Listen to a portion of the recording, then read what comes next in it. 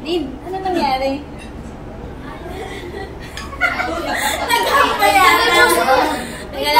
Technical difficulties. Paano na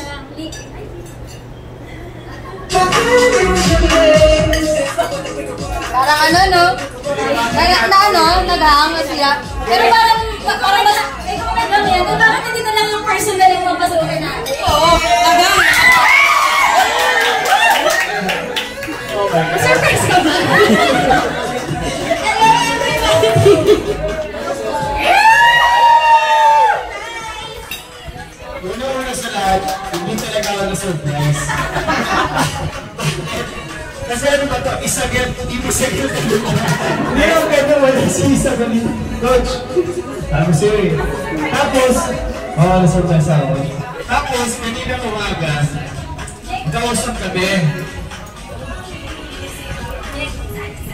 Nakausap kami kanina umaga. Tapos, yung tulog niya, nasa CR, parang pag nag-ready kasi siya, lagi siya nasa CR. So sabi ko, nasa CR ka, nasa ka pupunta. Sabi ko, I have work very, very far away. Kaso hindi pa rin siya naniwala eh. Surprise! Surprise! Wala naman ako sa Korea. Siyempre nandito ako. Siyempre hindi ko yung miss mo. Ayan!